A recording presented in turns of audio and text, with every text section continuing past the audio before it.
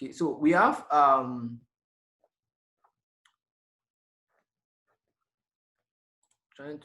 recording. Okay, now we have the first element to be 27.2. So now we will subject that will be if 27.2 is less than 50. Now go back to the scores that the HOD gave me and remove that particular score that is 27.2. Remove it from that list. Then when it's done with that, it gets outside that condition. It's not done iterating. Let's take note, not done iterating until it gets to the last element. So it will come back again. It's coming. When it gets here, new score is now 44.8. So 44.8, okay, subject it to the condition I've given to it. To subject it to it, 44.8, is it actually less than 50? Yes, it is. Okay, remove it from the score the HOD gave me. To remove it. Now it will come back again. No, normally it's not done. So it's coming back. When it's coming back again, the new score is now 70.4. Okay, new score 70.4. Is new score less than 50? No. So it will remove 70.4 from the list. Then it will come back again. When it's now coming, 70.4 has escaped the trap. So it's now 72.0. So 72.0, if 72.0 is less than 50, to remove it, but it's not less than it, 72.0 will escape it. So when it's done and it gets to the last element, now it now gets outside of the loop and gets to this line, to the straight line back again. Now we'll now print refined score. It will now print new score. So let's print our output, Shift Enter, to see what we have. So as we can see, I'm seeing a bug here. And okay. As it is,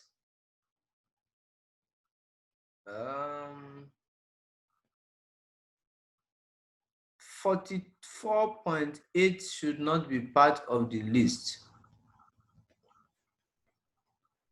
44.8 should not be part of the list. So I'm coming. So let me try and debug that.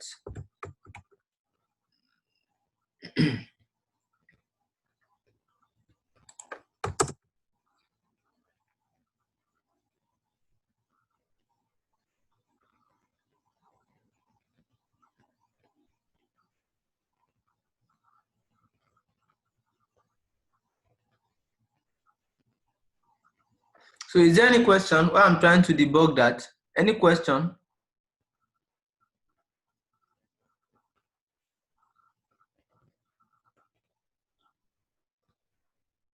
Do you have any question?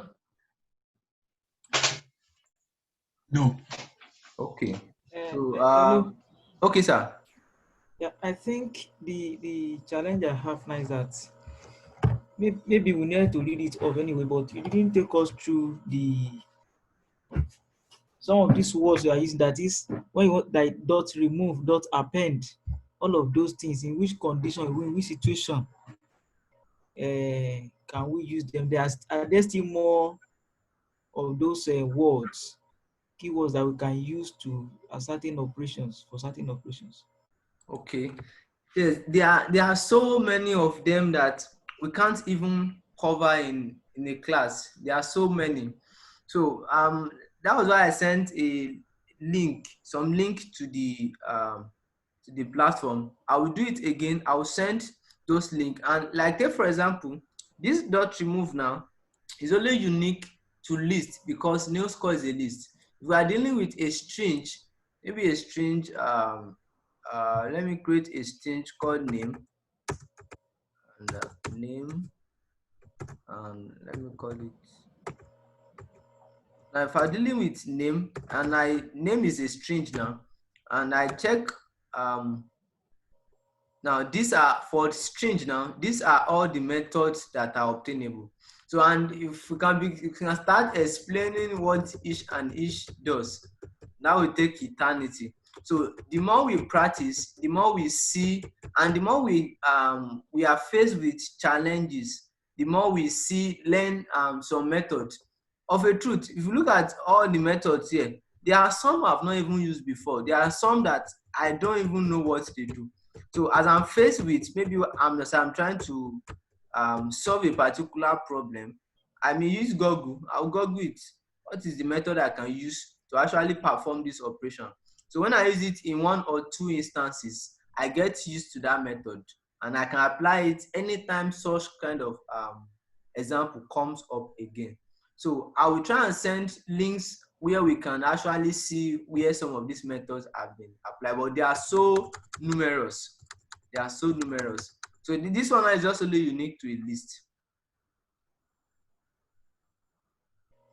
So I'm trying to get what is wrong with this.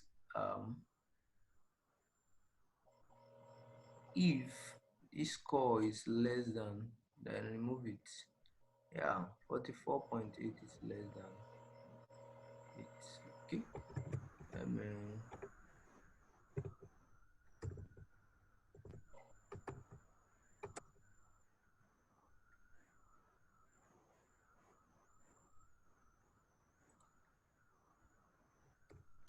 If anybody has seen the bug in the code, please call my attention to it. Oh, I'm actually still wondering why.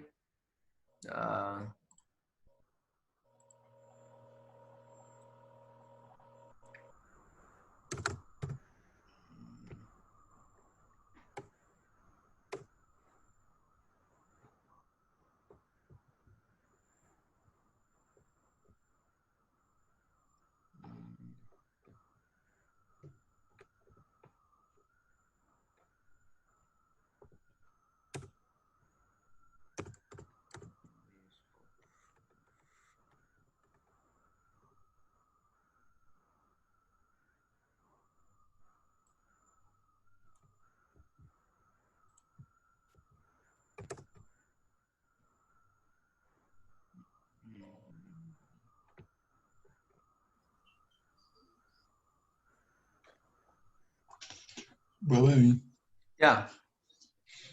aren't you supposed to use print before the new scores dot remove? I didn't get you. Like, aren't you supposed to use after the if float new each score is greater than 50? Are you not supposed to use print new score dot remove blah blah? I know the new scores dot remove is an action. It's not Okay. returning any variable. All right. So what it's going to do is going to remove the particular variable inside there from this list. Okay. Any other question as I try to sort that out?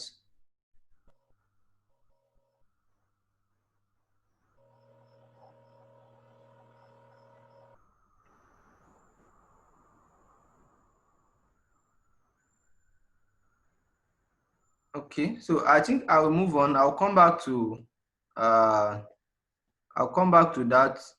bug. I'll come back to it. Let me see.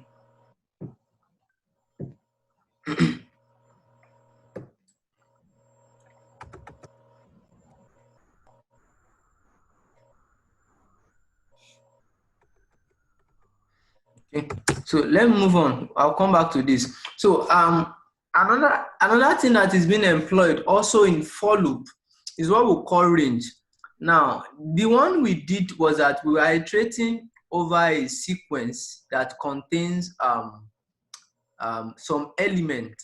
Now, in a situation whereby you want to do something, it's not as if you have a sequence you want to iterate over, but you want to do something for a particular number of times. So that thing is not necessarily in a sequence. Maybe like you don't want to deal with. Take for example, I want to print. That's the example I give. I want to print Emmanuel 20 times. So now how will I go about that? So that is the concept of range. Range is like from a particular point to another point. So let's do some examples so that we can further understand. So take for example, now if I say range 20, if I use range 20, so I want to print each of the elements in range 20. When I do that, so it starts from 0 to the n minus 1. In this case, n is 20. So the each value at this point now is from a particular number, starting from 0, following what I've put here. So now this one is not iterating over a sequence, no, but is iterating for a particular number of time, and the value that the local variable is carrying is each of those values at that particular time. So let's take for example, so in this case now, let's say for example, what I want to do is not just print each value. Maybe like I said, I want to print Shola. So I want to print Shola 20 times. So I'll just, let me use this. So Shola 20 times. So as you can see, Shola, Shola, Shola, Shola, Shola. So that's 20 Shola. So it's not as if I have a list on ground. It's not as if I have a tuple on ground. So that's what range is being used for. Say for example, we are being asked to print we need the even number from 1 to 100. So now there is a syntax for range. This is the start, the end, and the increment. So, but what we actually did here, we did not maximize everything. So now we can actually do something like this. Let me say 1 to 20. So if I do this now, don't let me print Shola. Let me print each of the value. Each value. So now it's starting from 1, and it's going to end at n minus 1. The end now will be n minus 1. So now 1 to 19. Now take for example, I want to print only the odd number. I want to print only the odd number. So I can use that increment to address that. All I just have to do is do comma 2. That means it's going to start from 1, and it will jump twice as 1, 2. So it will jump 2 and land on 3. Then it will print 1, it will print 3, it will print 5, it will print 7. So let me do that. So as you can see, so this is the increment, this is the end, and this is the start. So various solutions that we may want to use may not necessarily make use of iterating over a list like we have here. All we may just want to do is we want to do a particular function, we want to do some things for a particular number of times. So we actually make use of for to actually do that. So let's dive deeper into loop. So the examples we use above, we actually made use of list. And if you look at the definition we gave, the sequence we can iterate over, it's not just only a list. We can iterate over a tuple, we can iterate over a dictionary, we can iterate over a set or a string. So let's go and check some other examples. So now in this activity, we are going deeper into for loop. We want to iterate over other sequential data types like string, like tuple, like dictionary. So if you look at the example I have here, I have a variable called far fruit, and this is a string. I call it pineapple. So I saw this variable called favorite fruit. Then I created another variable called favorite fruits. This one has S. So this one is a tuple, as we all know. So we know the difference between a tuple and a list. So if it's a list, it's a square bracket. If it's a tuple, it will be parentheses. And we know that for the major difference between list and tuple is immutable. That means you can't change the content at any time. So now this is a dictionary now. Fav fruit dict. That's the variable name I gave this one. So we know how variable and dictionary work. This is a key and this is a value. The key here is banana and the value here is 5. The key here is apple, the value is 2. So here we have 4 elements for the dictionary. Each element has a key and a value. So now the first thing we want to do is, so I want to iterate over, let me start with a string now. Like I said the other time, so I want to iterate over favorite fruit, which is pineapple. And I want to print, each of the characters. So all I just have to do is just print each char. So I use each char as my local variable here. So we are familiar with that. So let me print that. Okay. So as we can see, printed PINEAPPL. So and if I want to do something else, say for example, we learned when we're learning string that we can multiply string. So I can decide to multiply it by 4. So let me do that. So you see now, PPPPIINNNE. So just to tell us the concept of how 4 works. So the first time each char is P. So that will be P times 4. It will print the P to print it. Then to come back I to multiply it, it will print it. So that's that. So that's we've actually used a string as an example. I can iterate over a string even as a data type. So now let's iterate over a tuple. That's each of the fruit in that tuple. So I'll call this one each fruit. So I'm using that name, I'm changing it so that when we are creating our local variable, let it be something that relates with the sequence itself. So I'm iterating over favorite fruit and each fruit. So what I want to do is I want to print each of the fruit there. Then let me do something very spicy. Let me do some concatenation that we know. Let me do I love. So I want to add I love to each of the fruit and I want to print it. So that will be I love. Then close my string here. So that's how it's going to go. I love banana. I love. So let's do that. I love banana. I love apple. I love orange. I love guava. So that's the concept of how string works. So let's go now into our dictionary. That may be somehow dicey, but it's going to be fun. Now for dictionary, what I want to do is first, let me print the keys. I want to print the keys. I want to print only the banana. So that's this how we do that.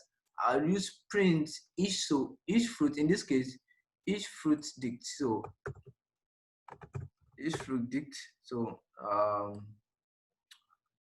print each fruit.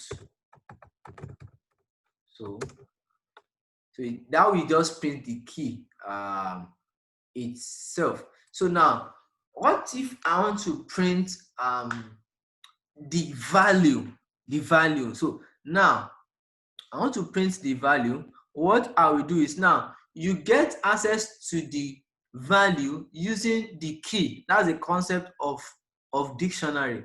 So how do we do that? The name of the dictionary, fruits underscore dict. So if we can remember when we're dealing with dictionary, so it will be the name of the dictionary in bracket, as in the square bracket, in the name of the key now. So when you want to get access to a value, the dictionary name in square brackets, the key. So that is the key to the value. So when I press Shift Enter, so it will not print the key now, it will be printing the value inside. So it will iterate over the dictionary. So that's the concept. So the last activity we have is, I want to add all the values, the number of favorite fruits I have in my bag. So what I will do, let's use the concept we used initially in the class. So I created a variable called sumo. Like, I don't want to use sum because sum is a reserved word. So if you can remember when we mentioned the rules of naming variable, you dare not use a reserved word so as a variable. So I added O to it. So now what I will do is I want to add each of the values. So this has already printed for us each of the value. So all I just have to do is just say sum O equals sum O plus. So this gives us the value. So for the first time, the value is 5. So that will be, for the first time, the key is banana. So favorite food is banana. So dictionary in square bracket banana returns value of 5 for us. So 5 plus 0 to add it inside some more. So when it's coming back, the fruit is now apple. So to be favorite fruit dict apple, we should return the value of 2. That will be 2 plus 5. So it will continue iterating till it gets to govern. So now when I'm done, I want to print my sum. So shift enter. So the total sum is 20. 5 plus 2, 7, 7 plus 7, 14, 14 plus 6, 20. So I've printed the sum. So we've applied it to other sequential data types that we can actually iterate over in. So now let me also introduce us to something. Now I mentioned something, if you can remember, we're dealing with operators. We're dealing with operators. So instead of doing this now, I can actually reduce my lines of code. That is the power of Python. We see what we are doing now, like these lines of code, we can actually write them in just, we will still get the, like all these activities and all that. Write them with just maybe 2 lines of code. So I want to remove this. I want to use a concept, and this is what I will do. Plus equal to. So if you can remember when I explained this, if you can remember. So instead of maybe declaring some more first, then iterating over some more, then do you know that with this now, I have the same answer. So with this plus equals to, so it will start on the note of I don't have anything. Then it will add the first element into some more, and it will do the method I actually used initially. So when we are very familiar with this, we know that we don't need to do the initial one we have here. We don't need to do this. We can actually do this and reduce the number of the lines of code that we are working with. So that's that. So the next thing is I want to introduce us to what we call break and continue. Break and continue. Now, maybe in the course of you are in a loop, you have cause to, you just want to terminate, you want to stop doing something. Let me explain the concept. I have an example here. Now, just like this course of students we are working now. No, we are iterating, maybe you are in a loop, you are iterating over a loop, and you want to stop me if I iterate, like I don't want to continue with it. Maybe I've gotten to 88. I don't want to iterate again. I want to get out of this loop. I'm tired. Now we use break to do something like I don't want to do this loop thing again. We use break, like I want to break out of this loop. I'm tired. Don't dare iterate over the next element, please. So we use break to do that action. Now, what is now continue? Continue is maybe I'm doing it, I've gotten to a point, I don't want to do again for this particular element. Please don't press further. Just jump to the next element. I don't want to continue with this element. Please just jump. So take, for example, look at what we have. Like the scores of students we'll be dealing with. I have scores of students, and this is the content. I'm iterating over them. Each score, we are familiar with this. I don't need to explain again. So now, if now the condition statement we are familiar with, if each score is greater than 100, print error in the list and break out of the loop, like break out of it. Like, what sort of nonsense is this? Why you put a score more than 100? How was that possible? What you really is scoring? So get out of the loop immediately. Don't do anything. So when it sees that, it stops iterating. It stops iterating. Now, elif, like as we were taught in the last class, elif, like else, if, okay, if the first condition was not met, okay, maybe the second condition is being met. Let's do this. So now, if each score is greater than 50, now we know that each score I'm talking about is actually talking about a variable that changes as its iterate. So take for example, we start with 34. So if you check, is 34 greater than 100? No. That means it won't do what I have in this indentation. To come outside, is each score greater than 50? No, it won't do what I have here. Then what will it come and do? It will get out, it won't do this, it won't do this, but it will do this, because this is still inside the loop. We check this indentation, so it will do this. So now the concept is, I want to print ordinary score for those that have not scored above 50. So I just printed 34. Now it's coming back again 56 now. When it's 56, to check this condition, now if you check the other condition, is it greater than 50?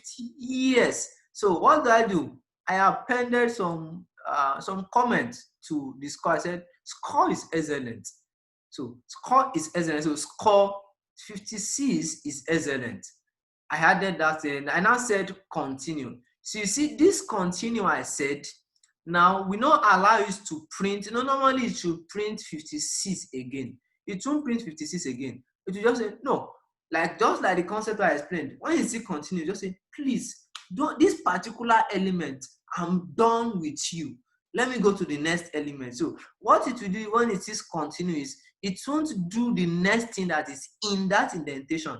It will jump to the next element and it will come back and it will move to 88. If you check 88, it is greater than 100? No.